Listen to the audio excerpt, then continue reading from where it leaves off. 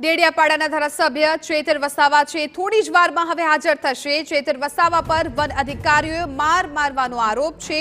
થોડી જ વારમાં તેઓ હાજર થાય તેવી શક્યતાઓ છે। ડેડિયાપાડા પોલીસ મથકમાં ચેતર વસાવા સામે ગુનો નોંધાયો છે અને છેલ્લા 1 મહિનાથી આપ ધારાસભ્ય ચેતર વસાવા છે એ ભૂગર્ભમાં છે। જે આદિવાસી જય જોહાર આજે અમે જે અમારા પર ખોટી ફરિયાદ થઈ છે એ બાબતને લઈને આજે અમે પોલીસ સમક્ષ હાજર થવા માટે જઈ રહેલા છે। ત્યારે સૌપ્રથમ 1 મહિના સુધી જે સુખ દુઃખના પ્રસંગોમાં આપ સૌને ત્યાં હું હાજર નથી રહી શક્યો અને આપની સેવાકીય પ્રવૃત્તિ નથી કરી શક્યો એ બદલ આપ સૌની માફી ચાહું છું। 2022ની જે વિધાનસભાની ચૂંટણી હતી એમાં અહીં 4 રાજકીય પક્ષના ઉમેદવારો હતા। તેમ છતાં આટલી નાની વયમાં મધ્યમ પરિવારમાંથી આવનાર યુવાનને જ્યારે 56% જેટલા મત મળ્યા, 1 લાખથી પણ વધારે મત આપીને અહીંની પ્રજાએ મારા પર વિશ્વાસ મૂક્યો, ભરોસો મૂક્યો, ત્યારે ચૂંટાયા પછી જે બીજા ધારાસભ્ય છે જે ઘરે આરામ કરતા હતા એવી રીતે નથી, પણ હું લોકોની વચ્ચે રહ્યો છું। લોકોની જ્યાં પણ તકલીફ હતી ત્યાં ન્યાય આપવાનો મેં પ્રયત્ન કર્યો છે।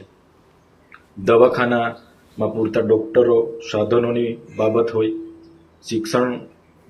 શિક્ષણમાં પૂરતા માસ્તરોની ભરતીની બાબત હોય, પૂરતી બસ સુવિધા, વીજળીની વાત હોય, રોડ રસ્તાની વાત હોય, સિંચાઈના પાણીની વાત હોય, પીવાના પાણી નળ સે જલની વાત હોય, આ વિસ્તારોમાં થતા ભ્રષ્ટાચારોની વાત હોય, પ્રાઇઝના વહીવટદારમાં ચાલતા કૌભાંડોને ઉજાગર કરવાની વાત હોય, એસટી વિદ્યાર્થીઓને ઉચ્ચ અભ્યાસ માટે ફ્રી સિપ કાર્ડ આપવાની બાબત હોય, શિષ્યવૃત્તિ જે 2022ની નથી મળી એ 2,67,000 વિદ્યાર્થીઓને સ્કોલરશીપ અપાવવાની બાબત હોય, એની સાથે સાથે જે આ વિસ્તારોની જે આદિવાસીની અસ્મિતા જે જગાડવાની વાત છે, આદિવાસીને જાગૃત કરવાની વાત છે, એ બાબતે પણ અમે આ બોલ્યા છે। સાથે મણિપુરી હિંસાની બાબત, યુસીસી મુદ્દે હોય, નકલી કચેરી કૌભાંડો બાબતે હોય, જે માનવ સર્જિત પૂર નર્મદા નદીમાં જ્યારે પાણી છોડવામાં આવ્યું ત્યારે પણ અમે લોકોની વચ્ચે રહીને લોકોની સાથે ઊભા હતા। ત્યારે આટલી નાની ઉંમરનો આટલો નાનો ધારાસભ્ય અમારી સામે આંખ મિલાવીને વાત કરે છે અને સડકથી લઈને સદન સુધી લડે છે, એમ કરીને આ ભાજપ સરકારના પેટમાં તેલ રેડાયું। અને એ લોકોએ જ્યારે હું ચૂંટાયો ત્યારે આ ખોટી રીતે ચૂંટાયા ધારાસભ્ય છે એમ કરીને નામદાર હાઈકોર્ટમાં પણ મારું ધારાસભ્ય પદ રદ કરવા માટે એમણે ભાજપના લોકોએ પિટિશન દાખલ કરી। એ કેસ હમણાં સુધી ચાલ્યો અને મને નિર્દોષ કરીને મારી જીત થઈ। ત્યારે આ લોકો કઈ રીતના અમને ફસાવીએ એ ષડયંત્રના ભાગરૂપે આ ખોટા કેસો કરવામાં આવ્યા અને આજે મને અને મારા પરિવારને હેરાન કરવામાં આવે છે। તમે સૌ જાણો છો, ગઈ લોકસભા 2019ની લોકસભામાં પણ આવી જ રીતે લોકસભા પહેલા મને એરેસ્ટ કરી લેવામાં આવ્યો હતો અને લોકસભાની ચૂંટણી પૂરી થાય અને 3જા દિવસે મને છોડી દેવામાં આવ્યો હતો।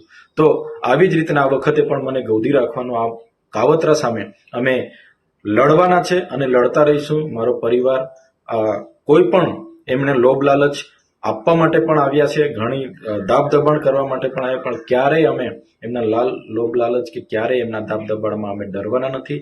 અમે અહીંની પ્રજા માટે છેલ્લે સુધી લડવા તૈયાર છે। સાથે સાથે આ દરમિયાન જે મને સાથ અને સહકાર મળ્યો છે, પ્રજાનો પ્રેમ મળ્યો છે, એમનો ખૂબ ખૂબ આભાર માનું છું। આ સામાજિક આગેવાનો, રાજકીય આગેવાનો, જે પણ પક્ષના અમને સાથ અને સહકાર આપ્યો છે, સૌનો હું આભાર માનું છું। આવનાર દિવસોમાં સૌ સાથે મળીને અહીંના લોકોની સેવાકીય પ્રવૃત્તિ કરીશું। સાથે સાથે આઉટસોર્સિંગ બાબત હોય કે જ્ઞાન સહાયક રદ કરવા બાબતે પણ ખૂબ મોટું આંદોલન આવનાર દિવસમાં કરીશું। એ અપેક્ષા સાથે લોકોને આવનાર દિવસોમાં પણ સાથ અને સહકાર આપો એવી લાગણી સાથે આજે હું પોલીસ સમક્ષ સરેન્ડર કરવા જઈ રહેલો છું। ધન્યવાદ। તો એક્સક્લુઝિવ વિડીયો હવે ચેતર વસાવા છે પોલીસ સમક્ષ સરેન્ડર કરવા તૈયાર છે। પોલીસ સમક્ષ હાજર થતા પહેલા આપ ધારાસભ્ય ચેતર વસાવાનું આ નિવેદન, 1 વર્ષમાં મેં પ્રજાની સેવા માટે રાત દિવસ એક કર્યા છે। વિદ્યાર્થીઓ માંડીને ખેડૂતોના પ્રશ્નોના ઉકેલનો પણ તેમણે પ્રયાસ કર્યો, આદિવાસીઓના પ્રશ્નોને પણ ઉજાગર કરવાના તેમણે પ્રયાસો કર્યા છે। નાની ઉંમરે મને મળેલી સફળતા ભાજપને ન ગમી અને આ તમામ જે બાબત છે તેની પાછળ ક્યાંક ષડયંત્ર હોય તેવું પણ તેમનું કહેવું છે।